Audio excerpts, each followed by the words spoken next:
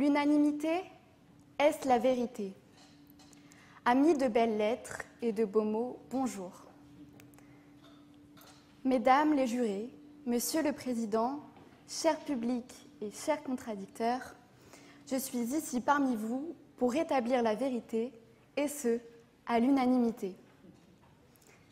Sophocle disait dans son ouvrage Antigone, « Ne laisse pas régner seul en ton âme l'idée que la vérité, c'est ce que tu dis et rien d'autre. » Les gens qui s'imaginent être seuls raisonnables et posséder des idées ou des mots inconnus à tout autre, ces gens-là, ouvre-les, tu ne trouveras en eux que le vide.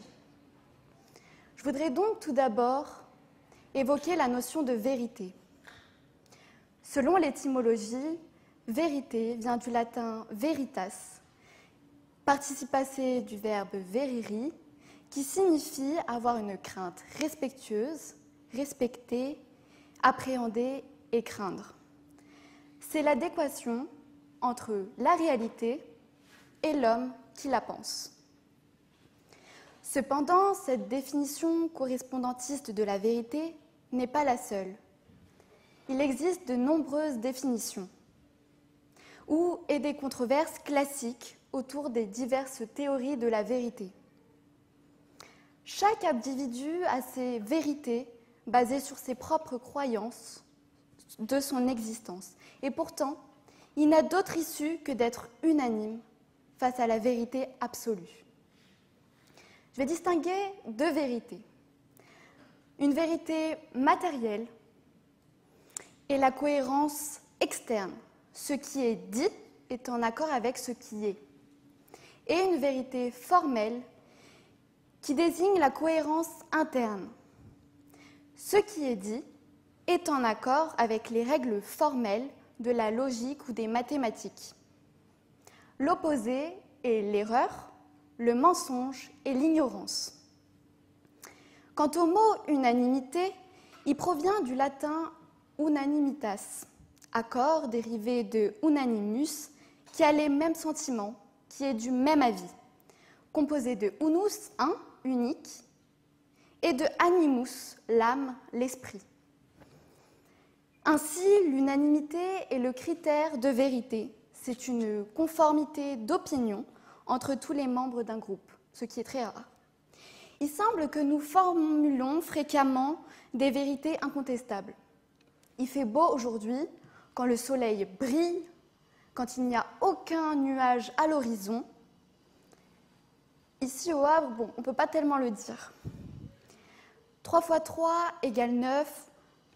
Quand nous récitons nos tables de multiplication, je vais donc répondre à la question suivante. L'unanimité représente-t-elle un moyen de parvenir à une certitude quant à la véracité d'une proposition? Voici une réflexion transversale qui va se faire sous le prisme de 4 regards. Le sens commun, la morale, la science et le droit. Tout d'abord, intéressons-nous à l'intérêt de la vérité basée sur l'unanimité qui garantit un équilibre et un ordre au sein de la société. Et enfin, des vérités issues d'un vote au bout duquel les lois ou les théorèmes sont adoptés si et seulement s'ils sont unanimes. Pour le sens commun, la certitude d'une idée est évidente, à partir du moment où tout le monde la reconnaît comme telle. La concordance et le recoupement de points de vue sont nécessaires pour aboutir à une vérité. Quand nous débattons et que nous arrivons à un accord, l'unanimité émerge une certaine vérité. Si nous nous focalisons uniquement sur nos idées sans jamais songer à l'incertitude ou encore à ce doute, et sans échange comme nous le devrions, sachant que c'est à l'unanimité que l'on peut prouver la véracité de nos idées, nous ne parviendrons pas à atteindre cette vérité. Laissez-moi vous conter une petite histoire. Il y a Pierre, 7 ans, élève de CE1, qui est très brillant, qui sort des cours roué de coups, aussi bien sur le visage ou sur le corps, Sa mère, désemparée, le voit sortir de cours comme ça et le regarde et lui dit « Mais qui a donné le premier coup ?» Ses camarades, à l'unanimité, répondent « Ce n'est pas Pierre qui a donné le premier coup, c'est son camarade. » C'est donc avec la concordance de leurs réponses qu'on arrive à cette vérité.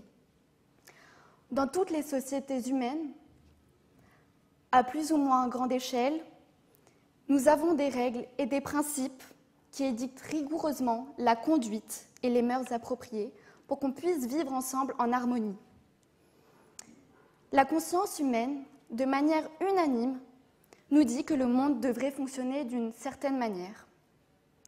Elle nous convainc que la souffrance, que la famine sont des choses mauvaises et que la compassion, la sollicitude ou encore la sympathie sont des bonnes choses auxquelles nous devons aspirer. Par exemple, que se passerait-il si je déclarais, juste en ce qui me concerne, de ne plus respecter les feux tricolores, même le rouge? Alors ça voudrait donc dire que je mettrais en danger la vie d'autrui. Ou encore, je pourrais essayer juste de vous voler, mais je ne pense pas que vous seriez d'accord.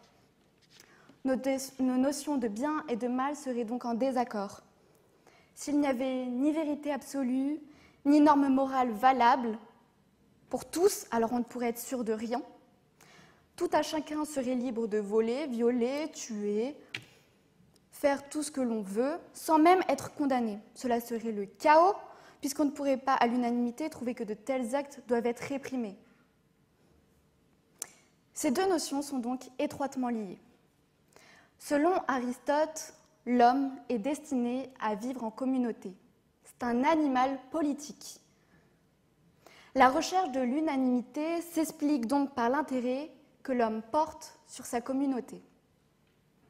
Depuis des siècles, les scientifiques tentent d'apporter des réponses sur les phénomènes qui nous entourent en se basant sur des lois et des théorèmes qualifiés de vérité universelle.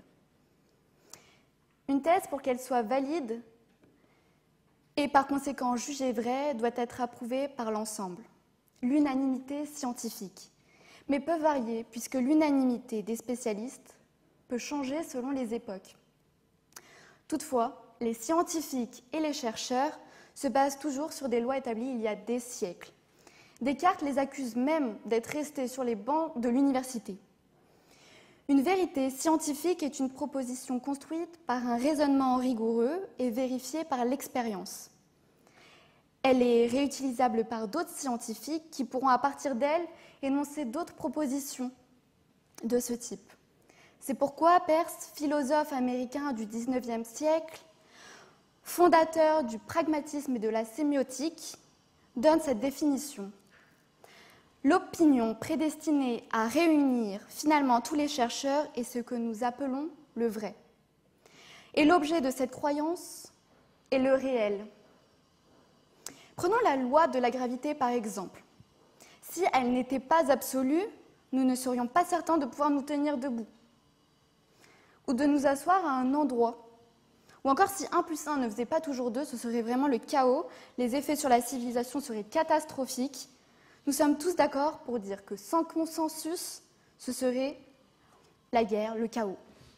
Les lois scientifiques et physiques n'auraient plus de sens et le commerce serait impossible. Mais heureusement, la vérité existe car 1 plus 1 fait toujours 2, ou encore pi égale 3,1415, après je ne sais plus. La vérité doit être démontrée, soit démontrable.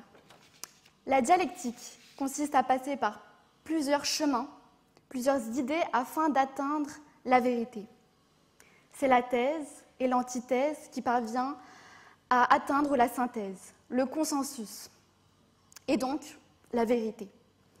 Si tous les jours je prends le même chemin, et je pense que c'est le chemin le plus court, par exemple, je n'ai pas envie d'en prendre un autre, puisque je sais que c'est lui le plus court, mais je ne suis pas sûre. J'ai donc ce doute qui plane au-dessus de ma tête, me disant peut-être que l'autre chemin est plus court. Un jour, je vais tenter l'autre chemin, puis je vais me rendre compte que réellement, il est plus long. Et donc, je vais reprendre mes habitudes et repasser par le chemin que j'avais l'habitude de prendre. Mais qui peut prendre tous les chemins? Une personne ne le peut pas, mais le monde le peut. 8 milliards d'êtres humains le peuvent, et le fait qu'ils aient pris tous des chemins différents, ensemble, ils participent à une dialectique. Si ce consensus est présent, la dialectique a opéré, je suis dans la vérité. Ce principe d'unanimité a tellement été consacré, c'est d'ailleurs nos fondements. Au sein des institutions européennes, le principe de l'unanimité est appliqué notamment par le Conseil européen, où siègent les 27 chefs d'État et de gouvernement de l'Union européenne. Quitte à prendre le temps nécessaire, le Conseil européen de 10 juillet 2020, qui a permis l'adoption du budget pluriannuel 2021-2027 et du plan de relance, a duré 4 jours et 4 nuits en record. En définitive, nous avons un cerveau et pour certains, nous savons l'utiliser. Il est peu probable que nous disions quelque chose de faux face à une chose où l'unanimité s'impose. L'unanimité est toujours relative à un groupe, à un moment. Il y a une force de l'unanimité dans les sociétés démocratiques. Et je terminerai par une citation de Gaël d'Albignat de Haro autour de la notion de vérité universellement partagée, qui permet de dire « La vérité ne serait donc pas un accord de l'esprit avec le réel, mais un accord des esprits entre eux, se traduisant par la reconnaissance des autres, qui confère à notre vérité un caractère d'universalité. En conséquence, c'est par l'adhésion des autres que se détermine la vérité. » Je vous remercie. L'unanimité, est-ce la vérité? Mesdames et messieurs les jurys, chères contradictrices, chers auditoires, telle est la question qui m'a été posée jeudi à 20h et à laquelle je vais tenter de répondre par le non. Mon premier réflexe a été de penser « Qu'en penserait VGE ?» Valéry Giscard d'Estaing. Mais je me suis vite rendu compte que c'était une mauvaise idée, donc je suis allé sur Google. Il faut d'abord réfléchir au sens de ce mot qui pourrait faire office de virelangue. Unanimité. Selon le CNRTL, le Centre national des ressources textuelles et lexicales, l'unanimité, c'est le fait que des personnes réunies en groupe ou appartenant à une collectivité soient toutes du même avis et toutes la même réaction devant un événement. Et pour la définition de vérité, nous avons du Larousse, une adéquation entre la réalité et l'homme qui la pense. Nous voilà une partie du code qui est cette problématique de décrypter. Maintenant, parlons encore plus de la vérité. Et commençons par un point grammaire. Qui n'aime pas la grammaire? Le déterminant utilisé pour introduire le mot vérité, ici, est là. C'est un article défini, ce qui désigne une chose ou une personne en particulier. Donc, ce ne sera pas une vérité, mais la vérité, une vérité absolue. Mais soyons conscients que la vérité, c'est comme les profs dans les podcasts YouTube des années 2010, il y en a plusieurs. Il y a des vérités subjectives, comme pour ou contre la chenille, et il y en a des plus objectives. Par exemple, comme vérité objective, on pourrait trouver que ma salopette est bleue. Il y a... hop là, bleue, oui, elle est bleue. Mais même si l'on s'accorde à dire que ma salopette est bleue, est-ce que ce fait sera la vérité? Après tout, peut-être y a-t-il des daltoniens tritanomaliques parmi nous qui ne verront pas le bleu et pour qui cette salopette bleue ne sera jamais. Et puis, nous-mêmes, n'avons-nous pas une cognition des fréquences colorimétriques limitées? Notre vérité n'en serait donc pas une, malgré notre unanimité. Peut-être ma salopette n'est pas bleue. Peut-être est-elle transparente. Peut-être y a-t-il un être doué de supervision en train de me voir argumenter en caleçon devant vous. Je m'excuse. De ce fait, et de par cet aspect où notre cognition serait traîtresse, cela fait de nous des êtres subjectifs qui peuvent tenter d'approcher l'objectif, mais sans jamais l'atteindre complètement. On pourra juste réaliser que nous avons tort à un certain degré tout au plus, mais jamais vraiment comprendre une vérité qui traite de l'objectif et l'atteindre complètement. Mais il y a aussi des vérités moins concrètes, plus subjectives et qui, pour notre problématique, devraient être unanimes, donc des vérités subjectives et unanimes, aussi oxymoriques que cela pourra sonner. Des vérités humaines. N'a-t-on jamais demandé bon conseil à nos amis pour quelques embûches que la vie aurait mis sur notre chemin? Mais là encore, nous ne pouvons sincèrement qualifier l'unanimité comme la vérité. Car, comme dit Aristote, comme l'a cité ma contradictrice, l'homme est un zoon politikon, un animal politique, un animal social. Et qui y a-t-il de plus influençable que l'animal politique? Prenons un exemple qui parlera le mieux à mon auditoire, qui, si je ne m'abuse, la semaine dernière, allait fêter la première session de Rhétorica au fur et à mesure. Mettons-nous dans ce contexte d'une soirée un peu arrosée. Vous êtes, disons, à votre 9e shooter. Vous veniez de le boire. Et là, la question de la raison. Devrais-je prendre un 10e shooter? Après tout, je suis déjà en état d'alcoolémie, je me sens euphorique. D'après vous, que vous répondra votre assemblée de camarades de beuverie?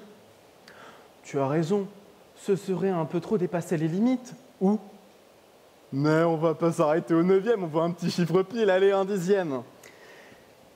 Et, cher auditoire, le lendemain, lorsque votre cachet d'aspirine vous toisera d'un regard railleur et humiliant, vous rappelant le regard de déception que vos parents vous jetaient le lendemain de votre première cuite, lorsque votre compte bancaire vous indiquera être en dessous des sommes obtenues lors de la cagnotte de recouvrement de la campagne présidentielle de Valérie Pécresse, et lorsque vous avalerez votre cachet et que vous entendrez la voix du destin vous dire, je cite, ouvrez les guillemets, « chais », vous saurez que l'unanimité n'est pas la vérité, car en tant qu'humains, nous sommes biaisés, là par l'alcool, mais notre cognition est biaisée.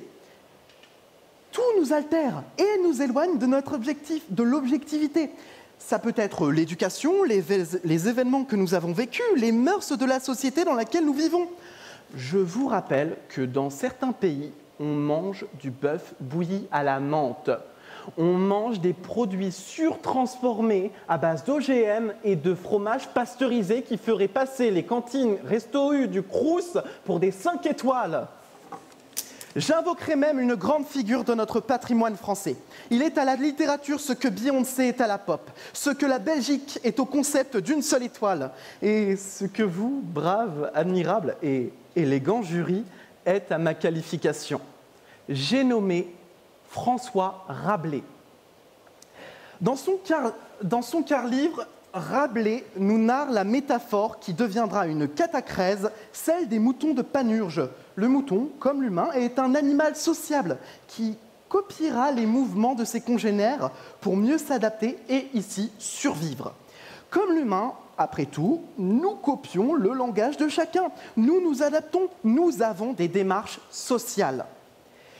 C'est même tellement imprimé dans notre schéma neuronal que là, maintenant, si je bâille, peut-être parmi vous, vous bâillerez. Et ça s'appelle les neurones miroirs. Mais revenons à nos moutons de Panurge. Panurge est l'un des personnages du quart-livre. Il essaye d'obtenir un mouton de la part d'un marchand auprès duquel il s'était querellé. Ayant obtenu son mouton, il le jette à l'eau. Et le troupeau du marchand avec lequel il s'était querellé va se jeter à l'eau. Parce que ce choix effectué par un congénère était mimétique. Pensez-vous que sauter à la mer pour ce troupeau unanime, c'était la vérité? Après tout, selon Darwin, le but du mouton serait de continuer à vivre et de perpétuer l'espèce du troupeau, et non pas de s'éteindre aussi bêtement. Et enfin, sans parler de moutons, sans parler de cognition sociale ou physique, parlons du concept d'unanimité. Après tout, si l'unanimité était la vérité, il faudrait la viser, l'atteindre. Imaginez si demain, notre Assemblée nationale, nos députés, à l'unanimité, en partant du principe qu'ils ne se cachent pas derrière des rideaux, ne fassent pas des bruits de poule, ne soient pas en procès au choix pour détournement de fonds ou violence conjugale, et qu'ils soient au grand complet. Et que le projet de loi ne soit pas un projet de loi de finances déjà 49.3 isé. Je sais, ça fait beaucoup, c'est une gymnastique métaphysique particulière. Imaginez que cette assemblée soit unanime sur un ou plusieurs projets de loi. Imaginez Aurore Berger, Jean-Luc Mélenchon et Marine Le Pen, pour ne citer qu'eux, être d'accord. Et puisqu'on cherche la vérité, imaginez que ça se produise plusieurs fois. Personnellement, un monde unanime me semblerait quelque peu orwellesque. Si l'on admettait une seule vérité, cela pourrait donner des aspects totals. Et le total et l'humain ne sont jamais de bonnes solutions. In fine, nous restons des êtres subjectifs, altérés et qui ne peuvent pas toucher du doigt la vérité, même si d'un commun accord nous le décidions. Mais finalement, puisque la vérité n'est pas humaine, cela veut peut-être dire qu'il y en a plusieurs, que l'humain, dans son genre singulier, est multiple. La contradiction fait partie de celui-ci. Il est plus un en étant 1000 qu'en essayant d'être un. L'humain n'est pas total, et ne le sera sans doute jamais, et c'est très bien comme ça. Sinon, peut-être porterions-nous des salopettes bleues transparentes qui feraient que quelqu'un ici pourrait se rincer l'œil. Pour finir, comme moi-même je ne suis pas total, et que je crois qu'à chaque règle il y a une exception, je pense que le seul contre-exemple de mon argumentaire sera celui-ci, qu'unanimement, on pourra reconnaître le bon sens de mes propos et que de manière sine qua non, on aura la vérité.